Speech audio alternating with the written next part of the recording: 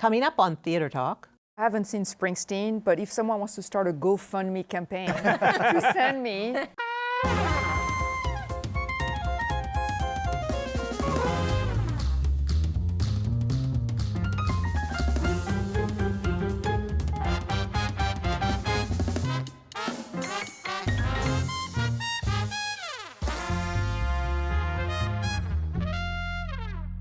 From New York City, this is Theater Talk. I'm Susan Haskins. And I'm Jesse Green. Jesse Green of the New York Times, welcome. Welcome to you, Susan. Happy New Year. We are welcoming the new year with our critics panel discussing what was good and bad in the old year fall season. We have with us today three marvelous critics from around town. Particularly around town is Adam Feldman, the music and dance editor and chief theater critic for Time Out New York. When I sit around the town, I sit around the town. And we have Joe Dziemianowicz, who is the theater critic for the New York Daily News. And we have Elisabeth Vincentelli, who is a contributor to the New York Times and the New Yorker, and is one of the three on the aisle in the podcast Three on the Aisle, a wonderful new contribution to our world of theater journalism. So much fun. Is it really? It really is. And it started on Theater Talk. So it was conceived here, in fact. Yes. Okay. Let's go right to the fall. Not a great fall, I would say. What's the general consensus here? I think you just summed it up. Okay. It was really a meh fall. I mean, there were a couple things that we all liked, Yes. I think. We'll get to those. But overall, just didn't have the feeling of great excitement. Well, can we say also that is it ever really a great, how many times do we come at this point and say, oh, wow, that was a great fall? I think most of the things these days most people seem to be saving their power for the spring. Well, there have been seasons where the best show of the year was opened in the summer. Wasn't this year. No, I'm talking about Hairspray or like Hamilton. Right. You know? Well, last year we had Dear Evan Hansen, we had Great Comet, which both opened in the fall, but they had both opened also previously to that. Yeah.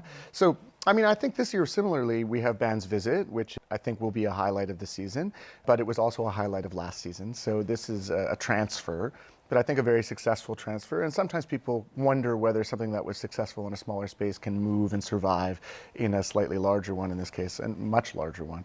Yeah. But I think it does. I think it holds up very well, the Band's Visit. I'm very happy to see also that it's doing really well.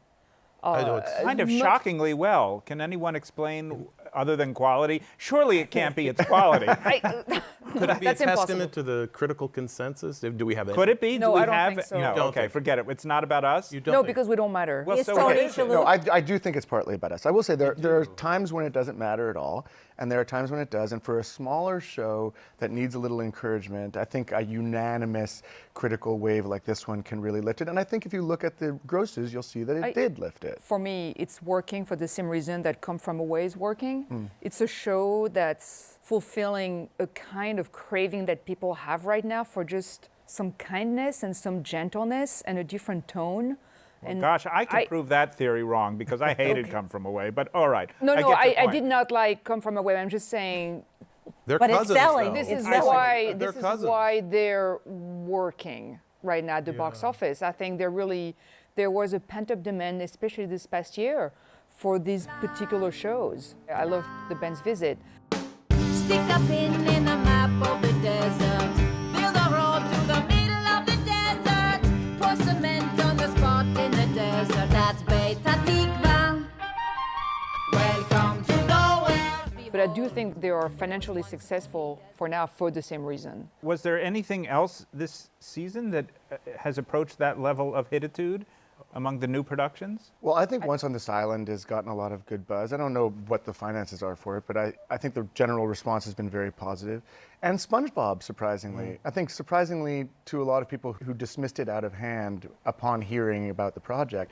But it turns out to be kind of, I think, a delightful experience at the theater. Surprise is the operative word. I walked, days before someone had asked, what about SpongeBob, who happens to be a parent? I said, well, I am not fluent in SpongeBob, so it remains to be seen. And I went in, and I sort of, from the top to bottom, I just was having a really good time. Granted, it's a little overstuffed, and it gets in its own way a few times, but then there'd be another great song or just a very happy song. And so it's a happy show. I think that's a good thing right now, too. We should just say this is a musical based on the multi-billion-dollar industry around a cartoon sponge, with the unlikely matching of a director who's a darling of the avant-garde, Tina Landau. And instead of a traditional score, they've assigned numbers to a variety of pop songwriters and kind of squeezed them all together and pushed them through the same chute. And yeah, in a weird way, I think that the model that is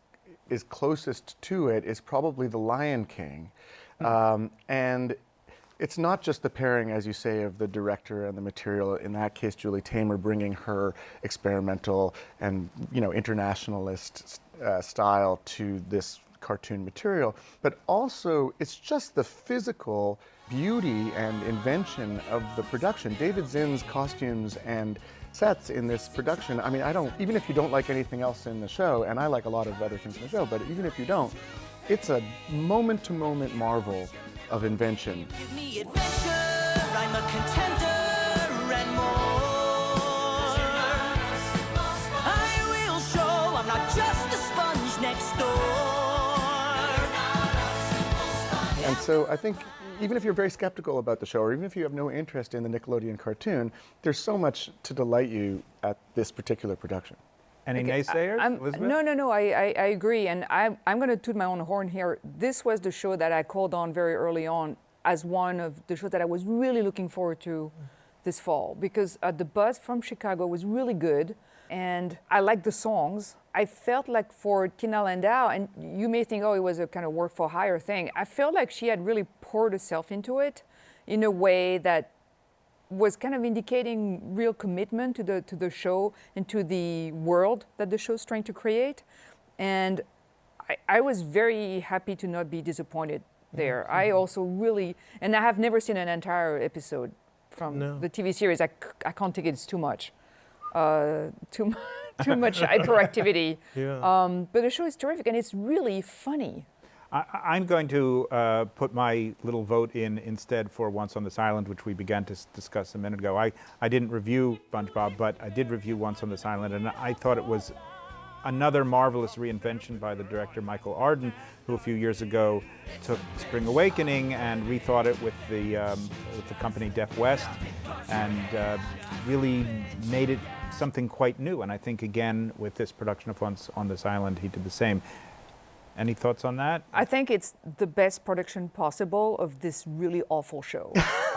I do not like this That's musical. great for the marquee. It's great for the marquee. It's the best production possible of a utterly mediocre show. But they'll just put the best production.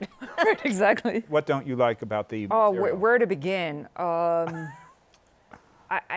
really dislike this tone of look at the natives, and they're so real and happy, but also tragic, and this cop out of an ending that finds a kind of soothing poetry in tragedy, and the score, which is so bland, with this really bland little fake calypso, and I've heard it referred to as a pastiche.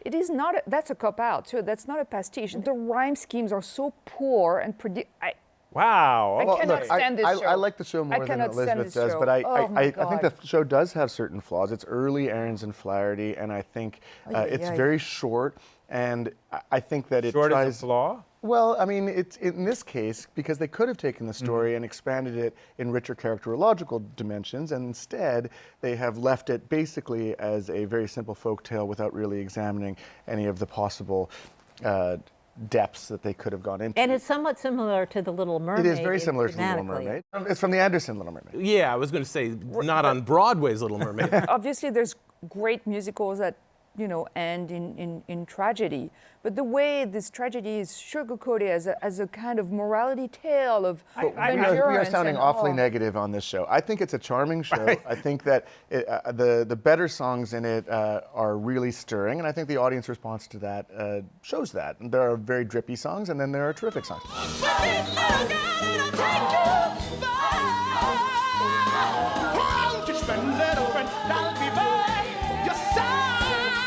I like the score actually better than a lot of later Aarons and Flaherty. I think it's simpler and more heartfelt, but I also find the things that, Elisabeth, that you're complaining about are part of the nature of a fable. And they didn't bother me in this case, particularly as staged in this kind of marvelous environmental in the round way. Well, that's what I Well, was the gonna say. staging, I agree, is And I agree with wonderful. Elisabeth. I think that really this is the best account that I can imagine of this material, and it's very satisfying. And what it has in common, in a way, with SpongeBob is this immersive feeling, an inclusive feeling with the audience, and also an interesting approach to the casting that is multi-ethnic and also sort of gender fluid in both of those cases. Surprisingly, in SpongeBob's case, it smuggles in these kind of progressive ideas. Yeah, a lot of the male characters are wearing dresses. Yeah, they're wearing tutus and things like that. And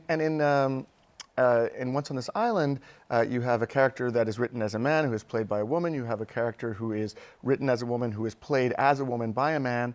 And all of this kind of lends to this otherworldly feeling that I think is very successful. I do think what Michael Arden gets right, and the fact is, fables are not afraid of going to dark places, very dark places, and that's the starting point for his show. Clearly, this island in particular, has been savaged and brutalized by a storm. So he draws the parallel right away, and I think that was actually, a good move on his part. Plus, there's a goat. Elizabeth, how can you not love a show with a goat? A goat wearing a poop catcher. It's right a diaper. there, It's called a diaper. it's a diaper. We can call it whatever we want, Oh, but you that to French. me is typical. Just let the goat poop wherever it wants. But that would be like saying let the circus people perform without a net. The goat, I don't know if you saw it walk down the stairs. I don't want to walk in the goat. No. Speaking of circus people without a net, let's move to the plays, where we had two big celebrity shows this season, this fall. And I'm not sure how you guys all felt about them. I wasn't a big fan of either of them.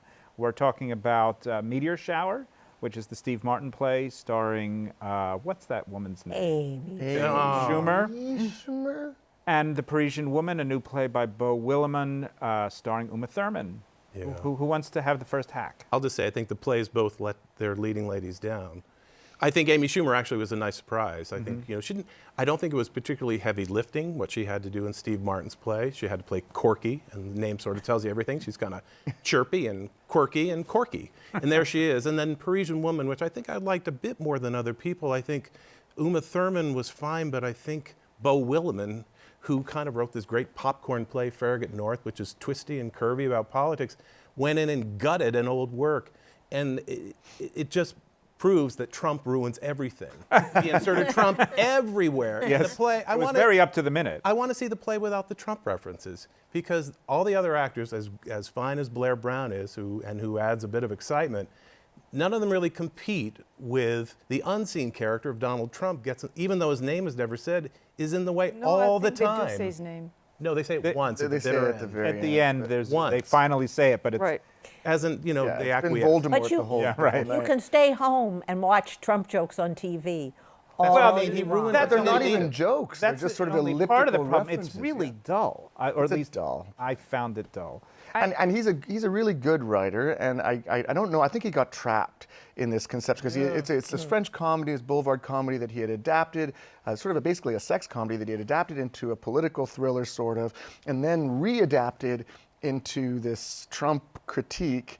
But I don't think that it let the leading lady down. I disagree with you. I think the leading lady really let this play down to the extent that there was any play there. I agree. I think I like Uma Thurman a lot, but I think this whole play demands this center of charismatic gravity, and Uma Thurman does not. I think I agree. I think a better leading lady, someone who was comfortable being sexy and funny on stage, and clearly she's not comfortable on stage yet. You know, the movie that was made of the original French play starred Brigitte Bardot, so that may give you a sense. But I think you need some kind of stage monster there who's going to be really just comfortable owning You the see space. how that being on stage is a very distinct skill. It's not the same as being in movies. I don't think Brigitte Bardot could have carried it off on stage, because you really have to have that huge energy. And Uma Thurman was trying her damnedest, but she hasn't had enough time Yeah, it's with it. someone Yeah. who- Physically, I thought she was kind of right, though, but it's sort of stacked against her. Yeah. Everybody talks about how fascinating Chloe is. You're just fascinating. You're so fascinating. Nothing we've seen is fascinating. I was fascinated at all. in her sweater sets. The costumes were incredibly Fabulous. beautiful. But I do Beautiful. think The she sort costumes of are brings great. that stature and a physicality. Yeah. I gave her There's, that. there's some wrong things also, like the set has some wrong things, like you know the scenes where she's kind of leaning on the balcony, Yeah. which she's very tall, Yeah. and the balcony is very low, so she's kind of leaning awkwardly. Yeah. Well, on let that that stand as a metaphor rail. for our Trump plays this season. But I thought Amy Schumer. I just want to say I thought Amy Schumer was very good in Meteor Shower, and although I don't think it's a substantial play, I think that it Yeah. was an entertaining one moment to moment. People laughed, I laughed. It doesn't really amount to much. It's but so tiny, though. She was fun, and I thought that Laura Benanti was just terrific in Meteor Shower. Yeah, I agree with that. Although I don't agree about the play. I just think it's nothing. I think there's really nothing there for anyone, as far as I can And they tell. want to convince But you it's 80 minutes. It's really like 70. Yeah. You know. just somebody wrote to me and said that they are absolutely sure that it was 45 minutes. I suppose it was worth it for Laura Benanti. It was I the mean, meteor her sponge off. an amazingly peculiar characterization and voice and all that stuff. That's, She that's could open carry mouth. Actually, The Parisian she woman. could do the Parisian There we woman. go. But She Laura might not sell the Benanti- tickets. found it. Absolutely. Yeah. Done. Okay, but let's move That's on to the actual Trump plays that we saw this season, instead of the crypto Trump play, of which, let's see, there was 1984, that was earlier in the season. Well, that's crypto Trump. They don't. Yeah. That's not about Trump. Well, but it was ostensibly at only all. on Broadway because of Trump, let's put it that way. Aside from 1984, there was, beginning this summer, the Michael Moore show, The Terms of My Surrender.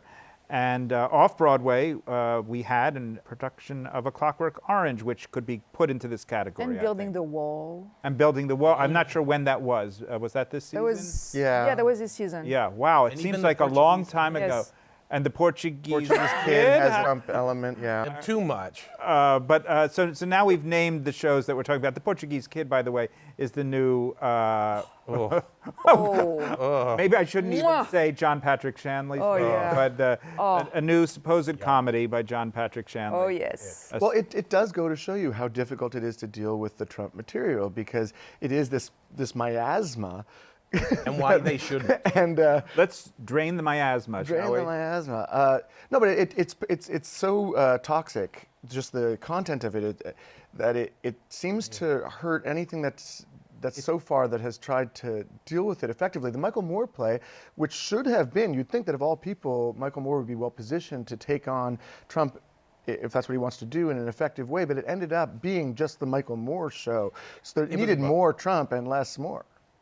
I guess. Yeah, you're probably right. Witty of you, Adam. You should be a writer. Thank you. But so we're saying that both when addressed head on, as in the Michael Moore show, and quasi metaphorically, as in the John Patrick Shanley comedy, which I'd still like someone to explain to me exactly how that's a Trump play, but I trust you. No, Just that his name is uttered 2 She dozen hates him times. because he voted for it. They're it's laugh a lines about it. I thought in that case Trump was just being used as like a convenient punchline. I didn't think it had His any... name is said 24 times, because I counted. That's All right, Well- so it raises above the level Or of at least punchline. 13. I mean, It's a I think lot. we also need to include that Battery Julius answer. Caesar at Oh, for Shakespeare in the sure. Park. Yeah.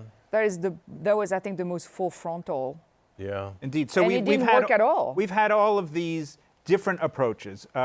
One is sort of costuming and interpretation choice that in other ways does not alter the text whatsoever. That was the Julius Caesar. There was one word added to the play. Right. Yeah. And another is kind of a punchline / leitmotif in the John Patrick Shanley. And another are two kind of classic works of dystopian fiction brought in to ride the wave of anti-Trumpism. I want to add in also that a play inspired by the Trump era, although written before it, is Junk at Lincoln Center. We grow with the market. The market is the rule of our being. And those who don't obey the market begin to lag. And when they do, they draw notice because they're weak. And the weak are eventually consumed. Do we think that's really a Trumpy play? I think we are all mindful of the sensibility that has led to this state in our country, and that leads us back to Trump. It does look down the road at Yeah, the end, doesn't yeah, it? And it- certainly yeah. further down the road. Yes, it's even because worse. they bring, in the end, remember, they start bringing in Mortgage. yeah. Well, has anyone seen anything that they feel does a very good job of looking at the current political. Of the ones that we've talked about, I think the most successful for me was Julius Caesar, and partly for And me where it's was because this? it wasn't The Park. in Shakespeare in the Park, and partly I think that's because although it got some easy laughs at the beginning with the imitations of Trump, it ultimately wasn't aimed at Trump supporters or at the Trump support. The production was aimed at the liberal side and at anti-Trumpism. And its audience, those are the only people who are going to Right, Shakespeare and in it the knew Park. that, and it was aimed, it said, here are the dangers of radical anti-Trumpism in a way. And that's one of the ironies of the angry reaction to it on the right, is that the play Julius Caesar, and especially as reimagined in this production, is very much about what can go wrong when you rise up against what you perceive to be a tyrant. Of course, the right-wing commentators did not in any way see that. No, they hadn't No. seen it, and they wrote about it before the, Right. But so that bad faith aside, I think that the production itself was a good faith effort to take on serious issues attached to the time that we're living in, as opposed to some of these other ones which use it as gag lines. We don't have a lot of time left, and there's a few shows we haven't discussed, a couple of them because they haven't opened yet. We should just mention them. One is Farinelli and the King, which stars Mark Rylance. Mark Rylance. And Rylance. Easton Davis Hallowed be plays his the name. voice of one of the great castratos during the reign of Philip V of Spain. And then there's The Children, a British play that the Manhattan Theater Club has brought in, which seems to be an indictment of our generation, as seen from the point of view of what we're leaving to the next generation. It's another post-apocalyptic play. We just had one, Zoe Kazan's After the Blast, and I think those may be the real Trump plays, the smoldering ruins that we're leaving behind. Well, or and we're gonna speaking leave of behind. apocalyptic, we haven't discussed Home for the Holidays. Right. A Oh, real yes. bomb, yes. Seen it? Nuclear I bomb. did, yeah. You went. Yeah. Did I you reviewed go? it. Oh, I reviewed Oh, it. that's for- right. You did yeah, review it. Yes. What was the problem? What wasn't? Well, it's Everything. garbage. Is the problem is that there's an empty theater, and someone thought, well, there's an empty theater. What can we fill? Oh wait, it with? was it empty even Yeah, after it was empty opened? because Groundhog Day Even closed after it opened. Well, it's mostly empty now. It's still 70. Yeah. It grossed, I think, 4% of its total potential gross last week. Oh, God, that's so sad. Anyway, so it's sad, but it had it coming because it's a sloppy show, It's really cobbled sloppy. together with medleys of unknown stars, basically. If Well, that's a I'm contradiction. so They sad. sell it as a cast you've assembled like you've never seen before. That's How true. They True. are right. Danny Aiello, We Danny should, a bachelorette. we should quickly mention three Always. plays we did not mention before. We don't have time to discuss them really, except anybody want to stand up for them or knock them down further than they've already been knocked down by fate. And Butterfly. I will stand up for Anne Butterfly. You'll stand up Oh, for no. I'm Butterfly. staying seated. Absolutely will. Oh my God. Okay, we Absolutely have will. one standee and my two God. seated. What's the gist of Oh, your standing up Adam. for it? The gist of it is that I think it's still a very interesting story, and it's been rewritten by David Henry Wong. To the worst. Oh my God. in what to me is a very interesting way. And I think a lot of people were comparing it unfairly to the original production, a production that I happened to have seen when I was a kid. And so I can say that it's a different production, but I think it still is relevant and interesting and has things to say that are worth hearing. I agree. And you just hope that the scenery doesn't fall over. Oh my God. The you know, scenery people- just looks so loud. I thought that it was an shardy intentional. stagecraft was I thought that Looks like was they an made it that intentional afternoon. gesture of sort of meta-theatrical. Oh, with the Oh, whoa. play There's within some the play theatrical style. differences here among our panel. I think Oh we're my probably God. out of time. What is Susan. that? What's the other two you were going to Well, we didn't mention Latin History for Morons, the John Leguizamo one-man sort of All right. history play. He's very talented. He sort of sandwiches it between something that seems sort of like, did that really happen? Your son really get bullied? Yeah, I didn't believe a word of it. Yeah. Did it really? But then again, he does take you on a fast trip. You know, he's certainly speedy, zips along. Okay, and? Wow, certainly speedy. Wow. Yeah. Joe Oh, Dziemianowicz. There you that's can take another that. marquee, Yeah. Well, you know. marquee you rating Finally. blurb. And the other show, which opened and closed early. Oh, I want to say that I haven't seen Springsteen, but if someone wants to start a GoFundMe campaign to send me, well, I'll we did not discuss the elephant in the room. Because nobody's getting in who doesn't pay a huge amount of money. But it is worth perhaps Bruce. another discussion. Yes. It's on a lot of people's best 10 lists of the year, and then a lot of other people are saying it's not a play. Why is it on anybody's best 10 But list? I'm going to say, having been the man's fan since I was a waitress when he played at the Bottom Line, I sat there thinking, Wow, he's really old, and so am I. And on that cheerful holiday note, Wow. let's thank. What an endorsement. Can we before Yes. we wrap up? Can we? They just are say, not allowing us to stop. No, we can't Oh, stop. time in the I just want to say, I think that a lot of what we've been talking about the disappointments of Broadway, only point us again to the fact that sometimes you have to go off Broadway to see the best Yes. things, especially for theater. And my favorite thing of the fall was an off-Broadway play called Mary Jane that was at New York Theater Workshop by Amy Herzog. And I think, that's a play that I would love to see move to Broadway or to some other larger location so people can see it. We Fabulous. used to say that shows Yes. like that should not move because they're too delicate, they're too small, but we keep getting evidence that properly produced, Yes. a lot of these plays can really Even thrive on smaller. Broadway. Harry Yeah. Clark. 100%. Right. I want the Wolves on Broadway. I want Mary Jane on Move Broadway. Most of my favorite shows have been off Broadway Move as them. well. Yeah. Do you want to and name a K-pop. couple others? Harry Clark. Harry Billy Clark was Crudup. wonderful. I haven't Yeah. seen that one yet, but I would say completely crazy, incredible Richard III at BAM. That will, Well, that is never moving to it will Broadway. never be on Broadway, but God, that was fun. That Okay. was so much fun. Move them. We got to wrap it up. Okay, and I'll just add Jesus Hop the A Train, a Yes. revival of the Stephen Adly. Stephen Adly Gurgis. All right, all right. Well, thank you, Adam Feldman from Time Out New York, Joe Dziemianowicz from the New York Daily News, and Elisabeth Vincentelli from New York Times, New Yorker, and Three on the Aisle. Yes. Susan? Thank you. So before we go, I am here with the Theater Talk co-host family, with the exception of Jan Simpson and Warren Light, and I want to wish them and you, the viewers, Happy New Year. Happy New Year! Our thanks to the Friends of Theater Talk for their significant contribution to this production. Theater Talk is made possible in part by the Frederick Lowe Foundation, the Corey and Bob Dinelli Charitable Fund, the Noel Coward Foundation, Carrie J. Fries, the Dorothy Strelson Foundation, and the New York City Department of Cultural Affairs. We welcome your questions or comments for Theater Talk. Thank you.